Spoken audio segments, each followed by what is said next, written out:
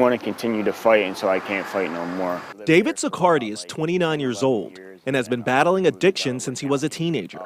Between his troubles at home and peer pressure, Zaccardi turned to pills for comfort. It made all of that pain and trauma kind of like go away in a way, and it became like my new best friend. I just remember the feeling that it gave me, and you know, that feeling kind of stuck with me, and that's pretty much where it kind of started off with. Zaccardi was only 15 years old when his addiction to oxycodone began, and it began to destroy his life. I had lost my job. I wasn't showering, wasn't getting enough meals in my body. John Smutnik dealt with a similar situation.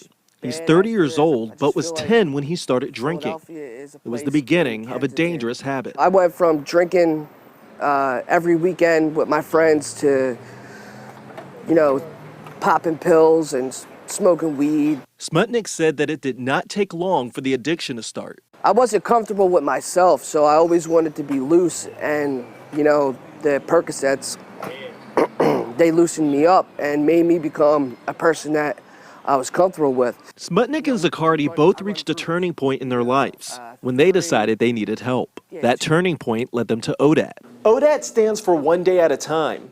It's an organization that helps people with addiction. It gives them a place to sleep, get counseling, and gets them on the road to recovery. Opioid addiction and overdose is a growing problem in Philadelphia and across the country.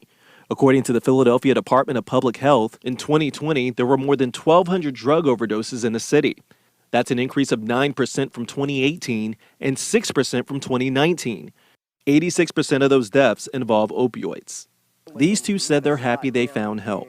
Smutnik has been clean for more than 2 years. Zaccardi has relapsed a few times, but has now been clean for more than 6 months. You start to like appreciate the small things like the sun, the clouds, like nature, just like being out with people. He says his journey has changed his outlook on life, and his message to others going through the same thing is to never give up. There's so much more to life.